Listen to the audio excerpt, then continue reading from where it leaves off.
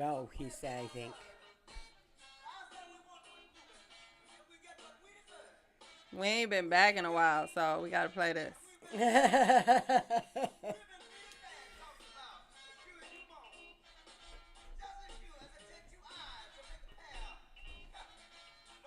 Go, will I? We know. I know. I'm listening to my music. I'm black and I'm proud.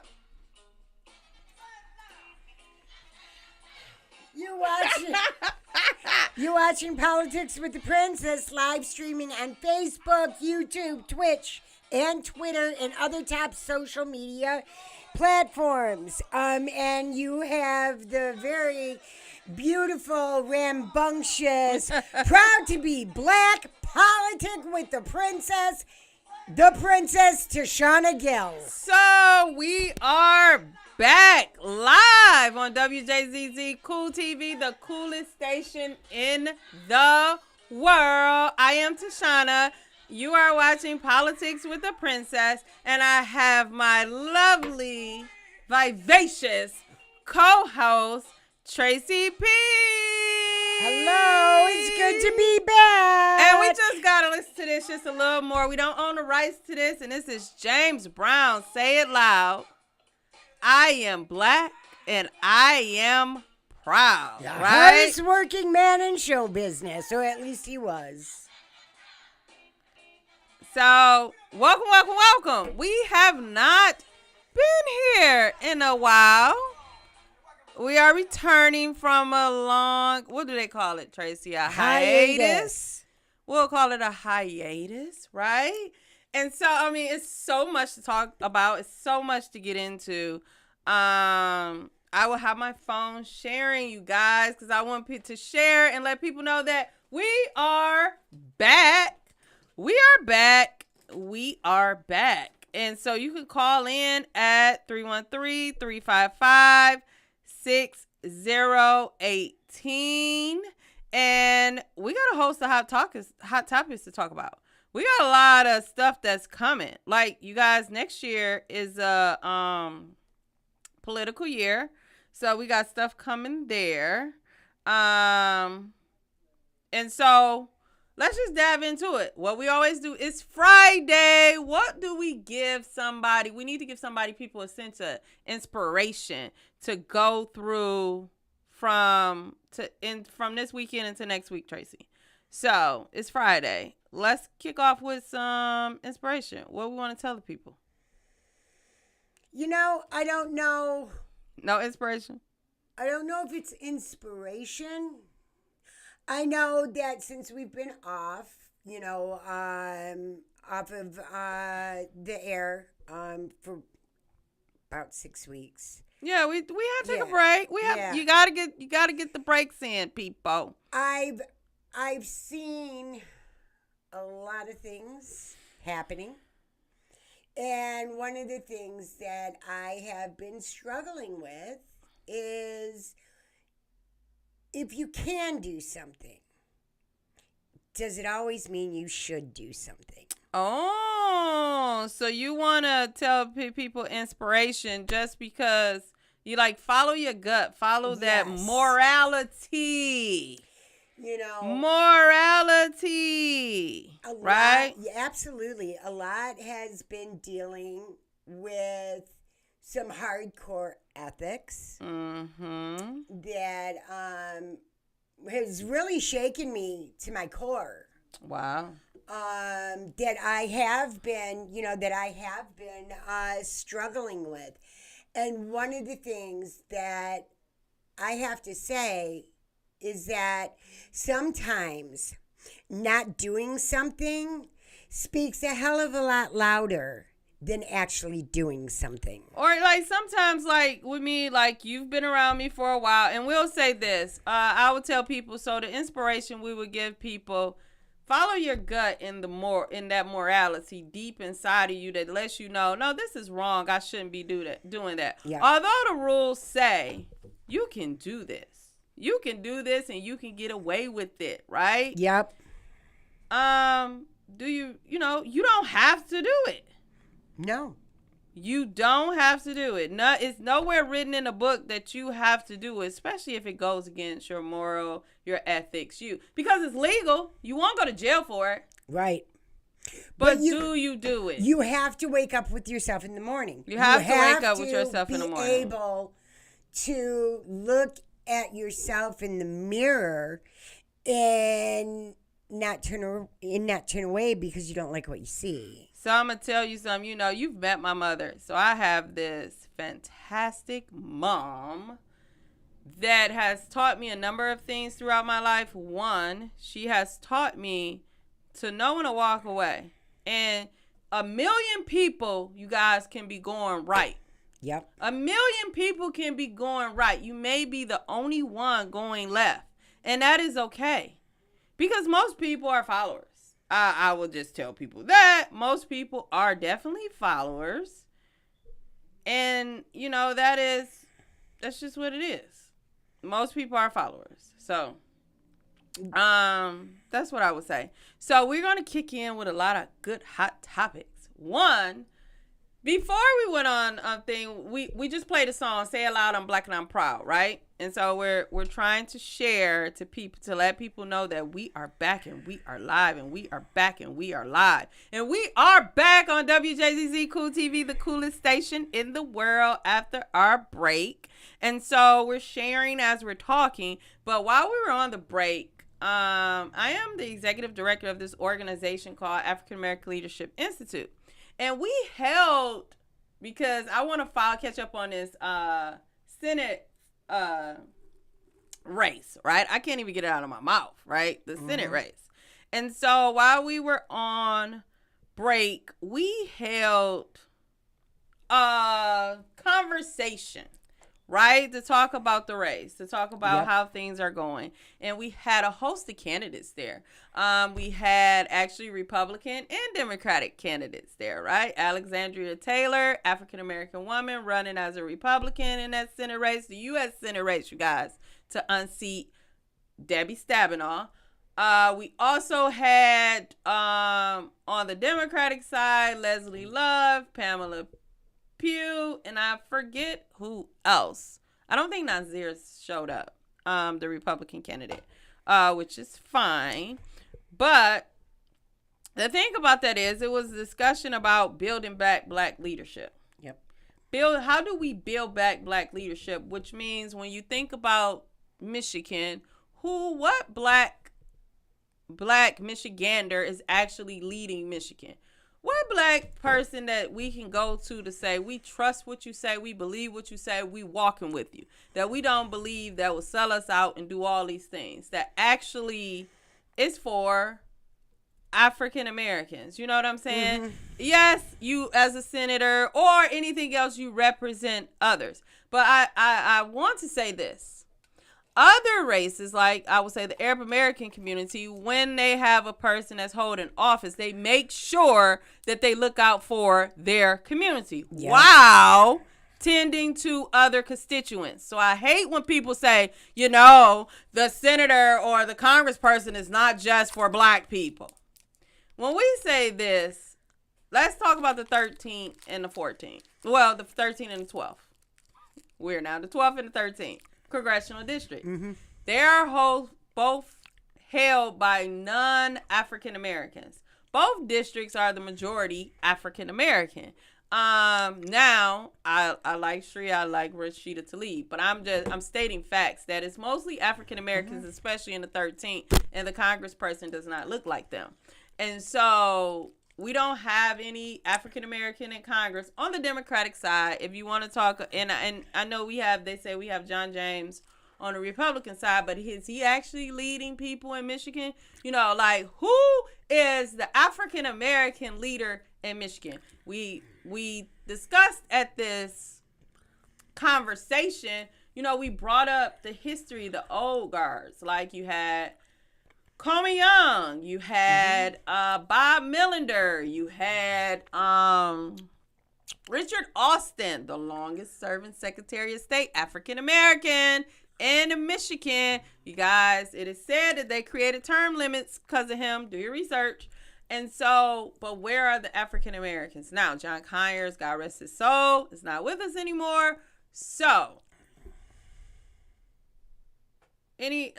how was that event? The event was interesting. We had Sam Riddle, Coleman Young, city councilman at large, Greg Bowen, an incredible writer. But Sam Riddle was hilarious. Oh, Lord. Yes, he was. You want to talk about Sam Riddle was hilarious. I have never seen such honesty and truth. But I've never seen Coleman Young Jr. speechless. I mean, never have I ever. Never have I ever. And I would just say we're gonna say hello to for Taji Bailey, Dolores Brown. Hope you are feeling better. My mother, who said, "Hey daughter," Denise Gill. Hey mother. Is it Sly Mac? Sly Mac, you gotta call in and make sure I'm getting your name right. Hello, happy Friday, safe and healthy. Oh, COVID is back. Of course, it's never going anywhere, but it's in Michigan. Michigan is one of the states that it is crossing in. It took 3.5 years for it to actually get me and get me sick. It got you. Yes, it did get me. So that's the cover up. Like when we talk about this Senate race, everybody already know how I feel about it. If it's 3 black candidates in the race, they all lose to me. Nobody can tell me different because I'm sticking to the math. And I believe that it will go to Alyssa Slockin. We have 3 black candidates that are, that are qualified and all that. Great candidates. Absolutely. And, I think they're so strong that neither one of them are backing out. They're so strong and they all want it so bad. But that's the difficult part. Yeah. And so, yeah, I don't know what else to say about that race. That's where I stand. It's a math thing for me. If it's 3 of them, and if all 3 of them make the ballot, and then on the other end is the raising money part. Right now, it's very important. Like it's very crucial that they raise money. And so if you have not just if you raising have 3 money, of them to choose from, and I like 3 of them, but I really like one more, you give them still. It like stretches your penny to where you can give one more than it's difficult right now, and that's the issue that they're making. As far as Alyssa Slockin, she got her fundraising and it's not group that's just going to we're going with her. But when you split up the African American vote, you're not just splitting up the vote, you're splitting up the grassroots fundraising and the high donor fundraising, because some people can only pay $25 a month, and so if it's 3 of you. And it also, you have to remember too, they need to get those signatures. They need to get the signatures to get the signatures. But I'm saying, we talked about the signatures, but now before you get the signatures, you're raising money. You're raising money to pay people to get these signatures. And so, let's get to this quote that I put on Facebook that a lot of people are chiming over, because now a lot of people are gearing up to run for office, and if they're running for office and they're trying to build a team, I get all of these questions. Number one question I always get, and I just put the answer on Facebook. I don't know if you've seen it.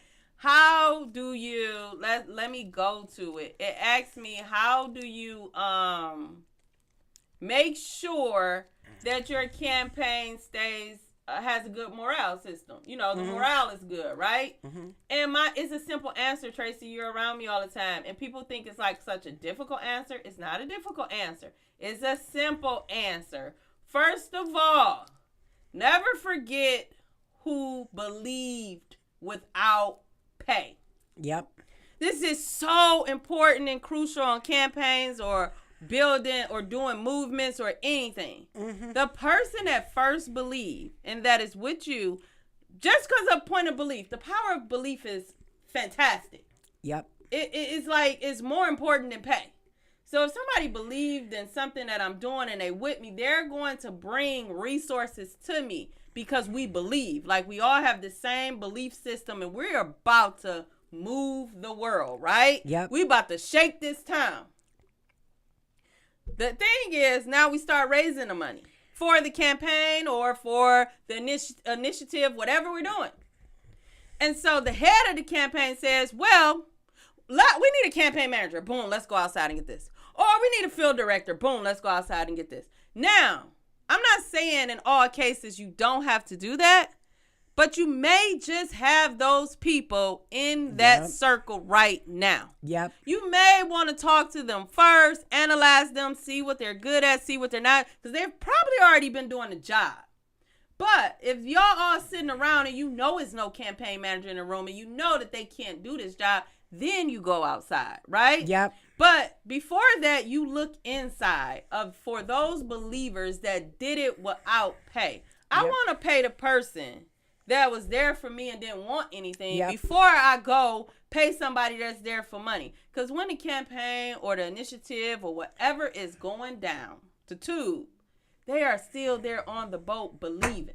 Yep. Now, what happens is if you go outside, say I've been doing field, and I've been great at field, and I've been organizing all the volunteers, and I've been knocking the doors and all that, and then you don't even talk to me, and you go over me, and you get a field director. Yep. How do you think I'm going to feel? Especially if the field director. How do you think I'm going to feel, just period? I don't care if the field director good or bad. But most time it'd be worse, they'd be bad. But how do you think I'm going to feel?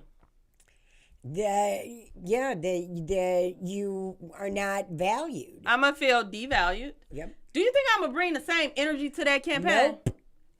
Keyword, hell no. You just lost me as a believer. You just lost my energy. I made some people still stay around like a shell, but that energy is gone. You want to keep that momentum. You want to keep that. You want your morale to always be up. And that's why it's a family. It's not.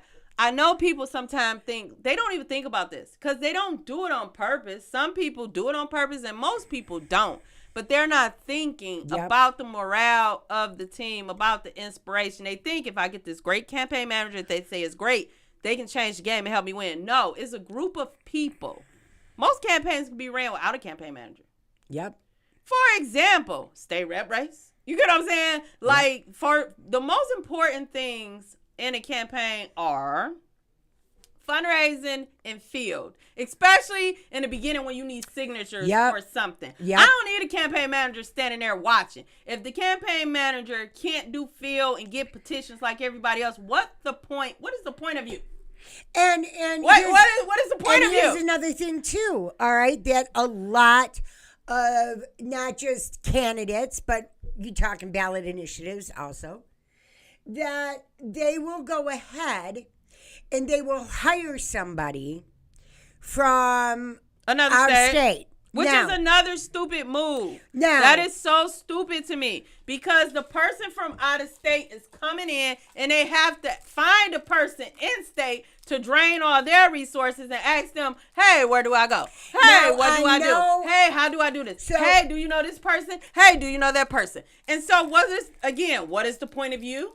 Like if you're going to hire somebody out of state, mix it up. You need a campaign manager and a deputy campaign. One of them needs to be in state that knows the terrain, because I feel disrespected if somebody called and be like, hey, I am such and such campaign manager, Miss Gill, and such asked me to reach out to you. Can you tell me where is this and where? I'm not. No. You're trying to win what? You're trying to win Michigan. I can see consulting companies, but when you're building a team where you're trying to go statewide or anything, you want people who have those relationships with people, because people move because of people. Mm-hmm. Most times it's not that they believe in you; they believe in the people you hire. Yep. If somebody hire you, I'm like, okay, I gotta help Tracy. You get what I'm saying? Yep. I have to help Tracy. Yep. It's not I gotta help Tracy. You know what? My girl's running this campaign, or my girl's the field director on this campaign. I gotta go help Tracy. Tracy, what do you need? Yep. And the thing is I know, because I've worked as a field director out of state, all right? I've also worked as an organizer or even as a canvasser where the field director that I had was out of state. And I know the thought behind it. I don't agree with it, but I know what it is, all right? They figure with the hours that you work in a campaign, because they're not typical 9 to 5 hours. All right. If you are from another state, you're less likely to be distracted. I get that. But I think that's better with. I don't even think that's better with field. But here's the thing. All right. Every state's different. But they do that for field, Tracy, because of the Obama effect and the robotic style that they created. But what they don't know, like what they still ain't figured out since 2008, is that it don't work like that. Nope, it doesn't. Because when I was running a campaign in New Orleans, all right, what the hell do I know about Louisiana or New Orleans? I'm a visitor. All the people that I hired, when they told me, look, it's not a good idea for us to go to this zip code because this, that, and the other, we're going to have a target on our back. This is what's going on here. This is what's going on there.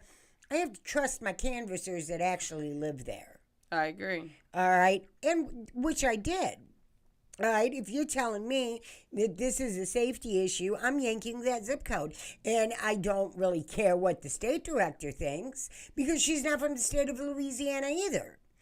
That's true. All right. Speak it. So, I have to listen to what the people who actually live there are telling me. Now, the issue that we have is that you get a lot of people who are all about these damn titles. Oh, I'm the field director, so I know more than you do. Everybody's everybody on a campaign with me. And especially in the beginning, like the example, the Senate race. And I will advise all the Senate candidates, all of them. This is my advice to them. Everybody is field right now. Yep. And everybody is fundraising. The most important thing right now is field and fundraising because field, one, you need to get on the ballot. If you ain't on the ballot, then you're doing all of it for nothing. Yep. Two, you need to raise money to get on the ballot, to pay people to get your signatures. It ain't going to be all volunteers. I'm sorry, because it's not. It's not going to be all volunteers, and you need money to pay people. There's no point of having, you may need a communications director with all the dirt that's been thrown around. But there's no point in having campaign managers on political, all these other titles right now. No. You know why? Because you're not, the most important thing is getting on the ballot. So that means if you do got a campaign manager, they should be filled every day. And if they got a problem with being filled every day, they don't need to be a campaign manager. Because campaign manager, anybody in leadership, rule number one, you have to clean the toilet too. You gotta clean the toilet before you ask somebody else to clean the toilet. If you think you too good to clean the toilet, why the hell do you think I'm gonna clean it? No, that's not how it works. No. If you really want to win in the spirit of winning, everybody in the beginning needs to do everything, and then you branch up those parts. You know what I'm saying? So most people waste so much money on campaign with stupid stuff. Like I've seen them. Like we won campaigns with limited money. You find out what are the important things. Important right now is getting your signatures. What they need, 15,000? They need 15,000, but they can't get more than 30,000. They need 30. If they need 15,000, they need to bring in 30,000. Yep. You need 30,000 because a lot of them are going to be garbage. And you also, and here's another thing too. When you get that. Look, I've run these campaigns, okay? I've done these signatures. Let me tell you something. That takes a lot of work on the canvasser's part, all right? It takes a lot of work. Malik said, it's Malachi or Malik, whatever. I hate your new name on Facebook. I don't hate your name, but I do. A lot of times, candidates don't appreciate nor value their team and the hard work the team gives towards the campaign. You are exactly right. Yep. They be in la-la land. And that's another thing that I say. I tell people that nobody has to do anything for you. Nope. Nothing. And nothing. No, wait. If these phones right here, if for Taji Bailey, go to my Facebook page and share a candidate that I support, she didn't have to do that. It only took a second, but that's a second of her time that she could have shared that she supports the disability community and she has an event coming up. She didn't have to go to my page and share my stuff. Yep. So it's like some candidates get upset, and I always say that if somebody come in and they make 5 calls and they be like, well, they only made 5 calls. Guess what? They drove up here. Yep. They picked up the phone. They left like they family. I don't care what they left. They left whatever that they could have been doing to come to your campaign office to make those 5 calls. They made 1 call. You need to be thankful. If they came up and conversated with you, you need to be thankful. You gotta be thankful for every little bit. Some people can give a lot and some people can give a little. Some people can only do Facebook. Some people, like, you have to meet people where they are, but you have to be grateful for everything, because they don't, even if people take a picture with you and they post a picture with you, some people, see, they don't understand that you're helping a candidate. The people who post a picture think they're helping themselves. No, really, you're helping a candidate because you're giving them, you're adding value to them. And say, this person, I believe this person is so important that I'm going to announce this person is running and put them on my Facebook. Yep. And so that deserves a thank you. And I think the thank you is gone, the gratitude is gone, and all that stuff is gone. But hey, what do we know? Yep. Look. What I do, what do we know, Tracy? What do we know? What I do know is that you have volunteers that, you know, they work Monday through Friday or whatever their schedule is. And then if they're going out and knocking doors for you on a weekend, if they're going out and making phone calls, that is taking time away, and it may even be taking them out of their comfort zone. But you, as the candidate, are important to them, so they will step out of that comfort zone. But here's the whole thing. If you need, and I believe we're 7.5 months out from when the actual filing deadline is for U.S. Senate, right, which is in April. All right. If you need 15,000 signatures, you need valid signatures, then you need 30,000 for validity. So if we go ahead and we break that down, you're looking at about needing 4,500 signatures a month, right? Yeah, right. All right, about that, 4,500 signatures a month. You break that down, you're looking at almost needing, 1,200 signatures or 1,100 signatures a week. Where are you going to get those 1,100 signatures? You're not just going to go ahead and get them on Saturday and Sundays. Oh, that's the thing. But guess you're what? going to have to pay people. Some people will volunteer, but most part now you have to, y'all got to be paying people. And that's why I say, and they be like, well, how can I pay people? I need a campaign manager. No, you don't. No. What do you need a campaign manager for right now you need a person. It doesn't have to be a campaign manager. You get what I'm saying? Campaign managers cost, especially for a Senate race. So you need a person, a scheduler, somebody that's in between, because you can't be taking all the calls, but that doesn't have to be a campaign manager. Right. Because most likely now, you get these campaign managers that want to walk around, look cute, wear a suit, and all this other stupid stuff, and they don't want to work. I want people who work on my campaign. I want, workers. And so, workers come with other skills that could transform into a campaign manager.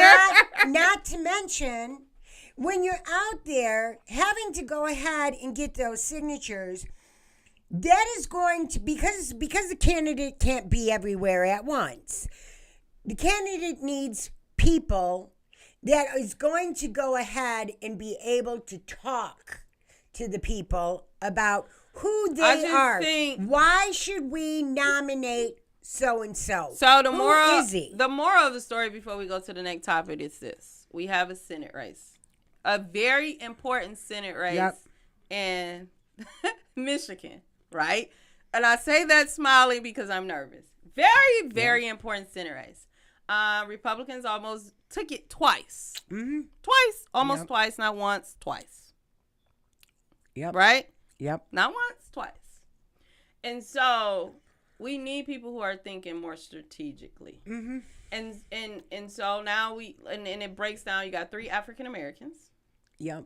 and you got another, what's his name, Nasir Beydoun. Yep. I want to get his name right. And you have Alyssa Slotkin. And so the issue, again, I repeat, is if it's 3 African Americans, 1 + 1 is 2. The vote will be split. Right now, fundraising dollars are being split up between those 3, and it will be Alyssa Slotkin. I'm sorry, people will get mad. It will be, because it's split. It's like it's not some kind of like, people get mad when you say that. Like, most of the can't. And so they have to figure that out. And time is running out. I need the candidates. Hold on, wait. Time is running out. Like, seriously. Time is definitely running out for... Hold on. Let's see. Time is running out for them. To do what they need to do. And we need candidates that are going to be able to take a good hard look and say, you know what? Should I really be in this race if I'm going to jeopardize? That's not going to happen. Because they all are, it's 3 of them. They all are headstrong, and they all know that, they all believe they deserve it, which I don't knock anybody that believe that they deserve something, right? Yep. But I will say this. Splitting it up 3 ways, the African-American vote matters. I mean, it does. You heard some of the candidates say, no, if I get $1 million, then it'll knock out the other 2. First of all, it spreads out the volunteers, like the African Americans like me who will volunteer, right? It spreads us thin. It spreads our us donating thin, and so it does a lot of things to that vote. I don't care what nobody say. 1 + 1 is 2. Alyssa Slotkin win. The other issue I have, let's dig in deeper, is Alyssa Slotkin win. I heard that Chief Craig is planning on running. Running for what? Senate, girl. That's what I heard. I don't know how true it is, but if Chief Craig runs against Alyssa Slotkin, I'm sorry, it's gonna be an issue. People love Chief Craig, Democrats and Republicans. Detroit loves Chief Craig. I'm not like, they do.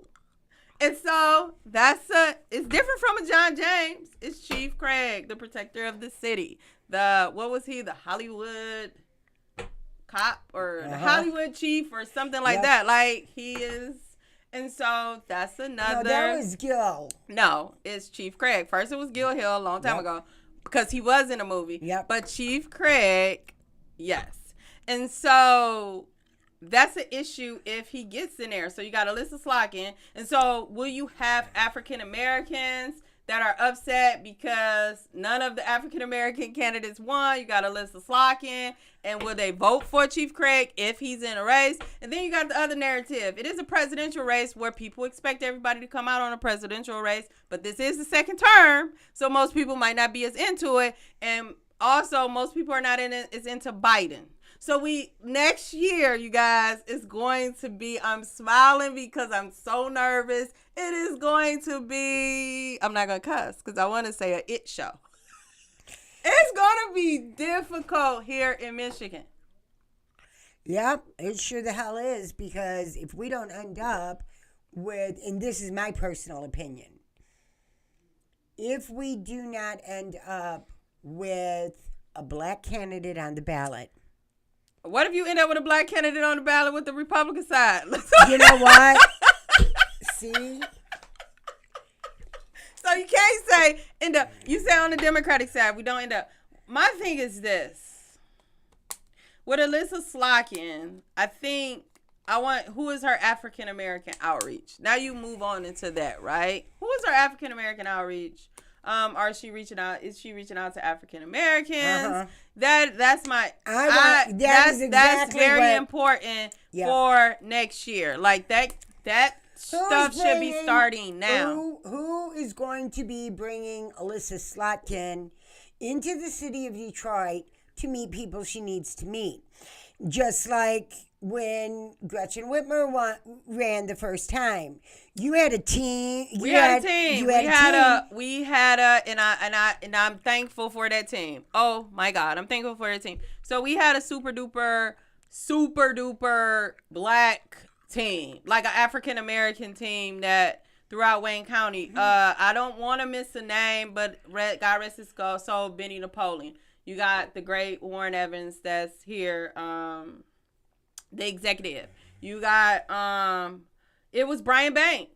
The Honorable Brian Banks, former state rep. Hold on. It was Sherry Gay Danyogo. It was Mary Waters. It was Leslie Love, the Honorable Leslie Love. It was God rest his soul, Morris Hood. It was God rest his soul, Vince Gregory and his wife. We cannot discount Vince Gregory and his wife. Like oh my God, if I miss a name, I'm so sorry. But it was so many African Americans that not just in the city of Detroit, not just Wayne County, like Mary Waters, Councilwoman Mary Waters took us to Flint and all these, because she was a state rep, she was a legislator, right? And so she had relationships around the state in certain African-American communities. It was Marletta Seats from Ben Harbor. It was Marianne Darnell, like community organizers from, like it was a African-American coalition that did these things. Who is going to get that team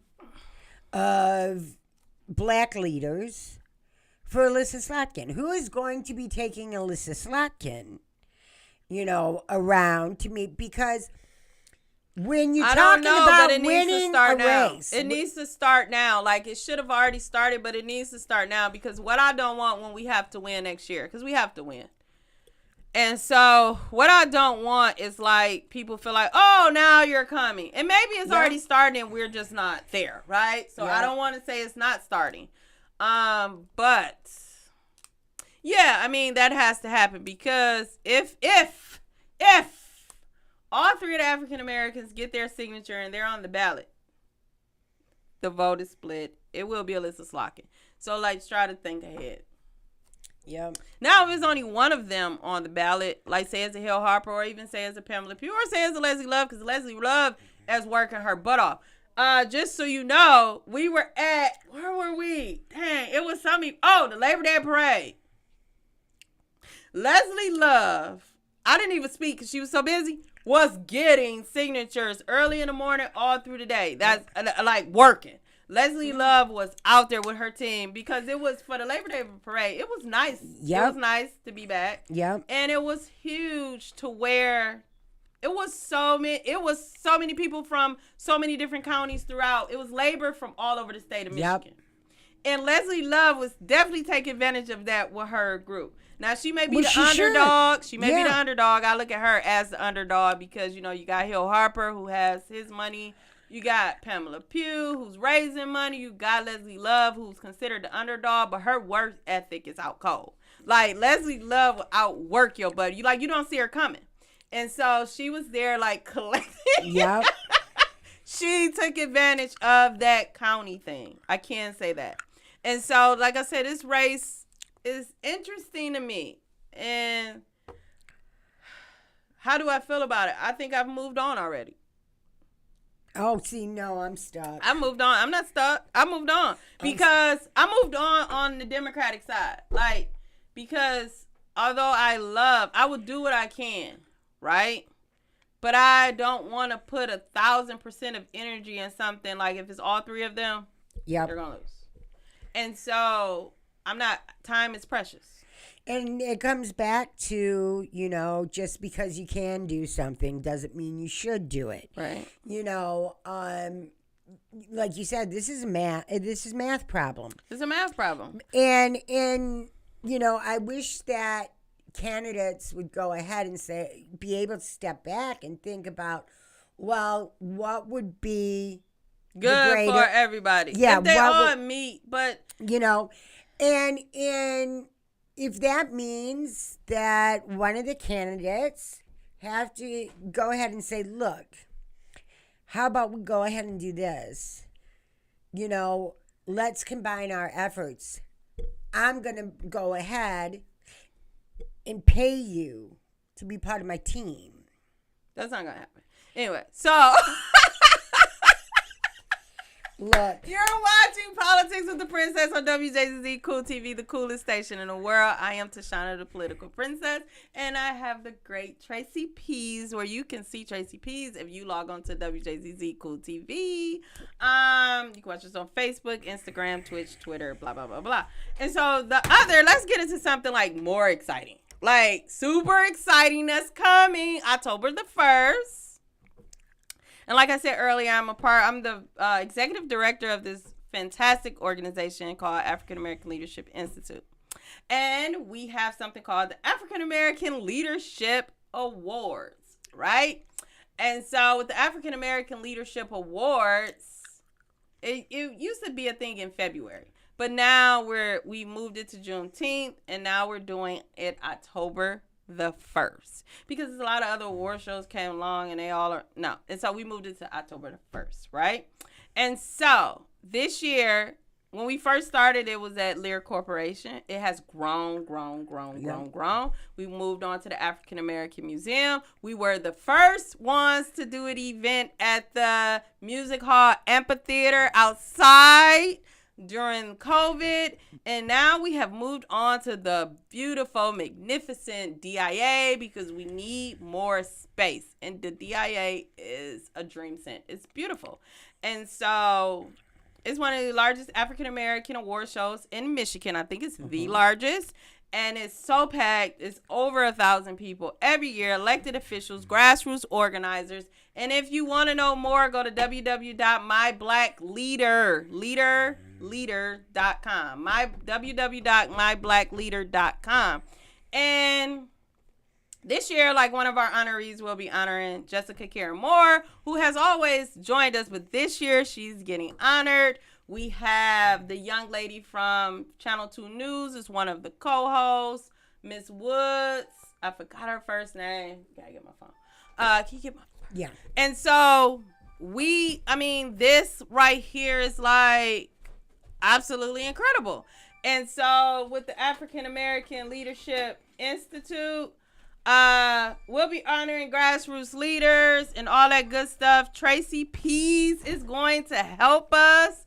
The founder, Al Williams, who was supposed to be here today, but he got tied up, will probably join us next Friday to discuss African American Leadership Institute and the awards.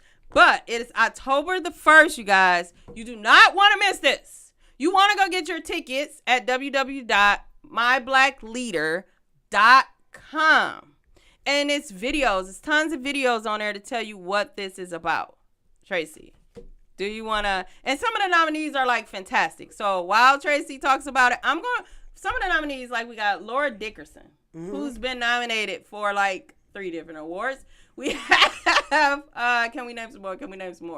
John Conyers was nominated. Yep. Chantel Watkins was nominated.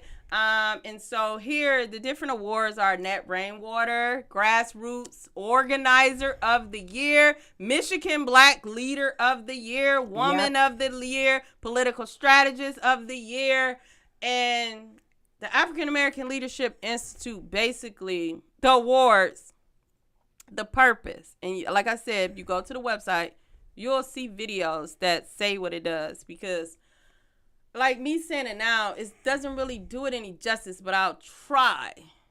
It honors those mainly who has never heard a thank you and don't look for a thank you and don't ask for a thank you. It's like the many of people throughout Michigan and beyond, because sometimes we have out-of-town awardees that have gotten so many people elected and did the work so much behind the scenes that nobody ever said thank you. Nobody cared probably to say thank you. And so when you find them and then you tell them thank you with a beautiful award and a beautiful stage, not some backyard crap, right? Yeah. Beautiful award, beautiful stage, beautiful setup, beautiful everything. Like Al Williams does it. Like he gets it done. And when you find this person, you find these people and you do this and their family come and they're crying because most of them are older.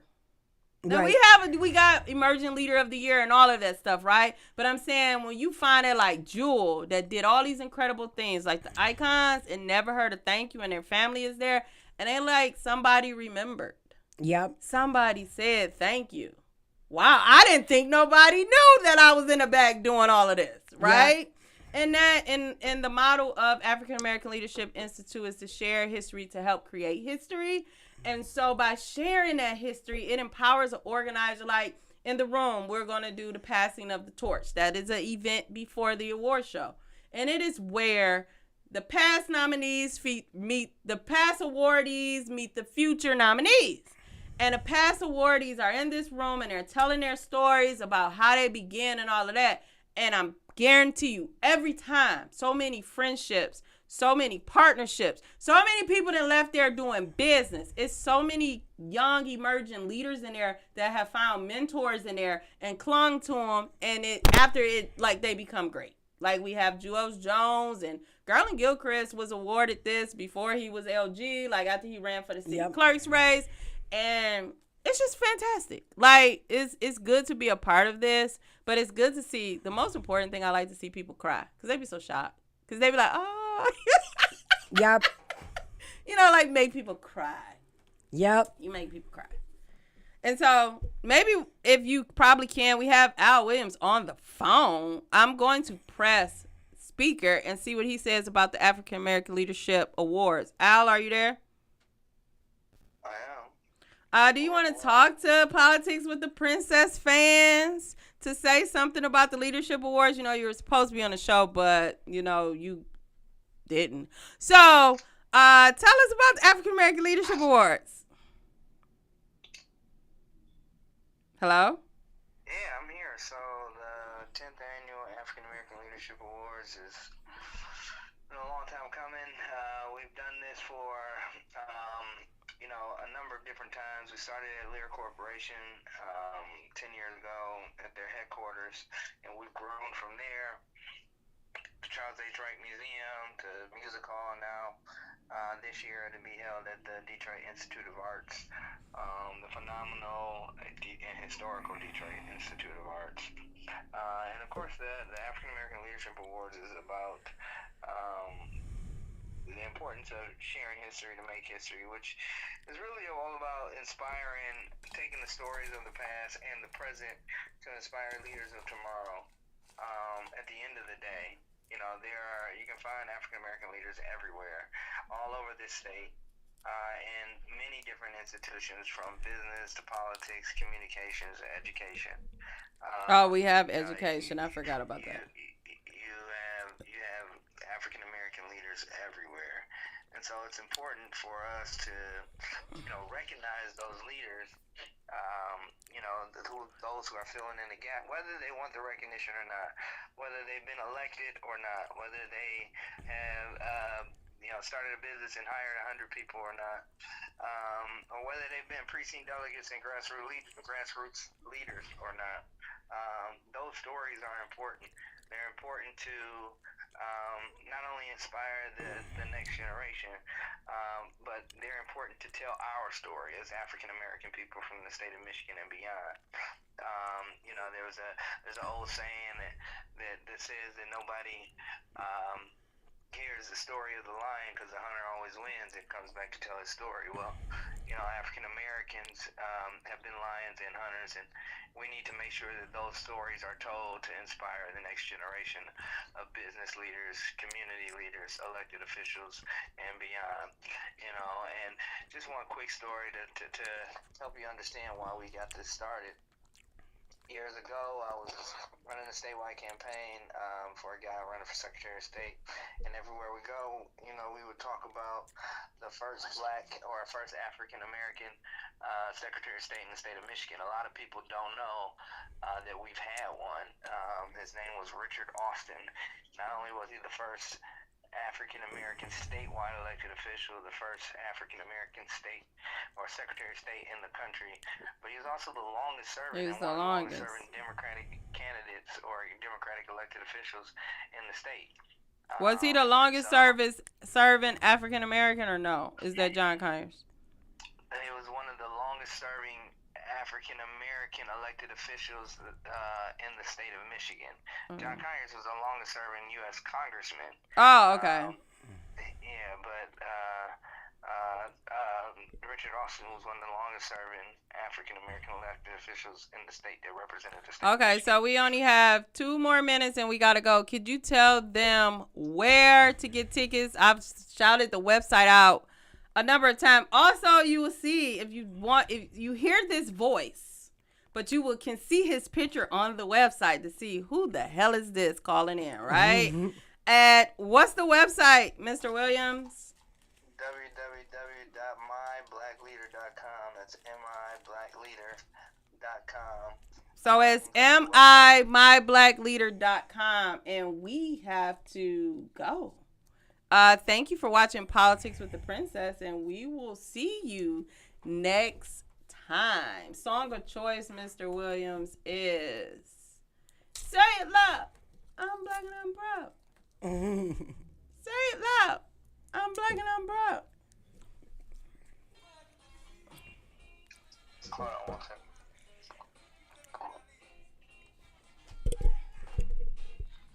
Are we off? Are we been off or something? Well, we got a minute left, I think. Huh? It's 1:49. We get off at Okay. 1:50.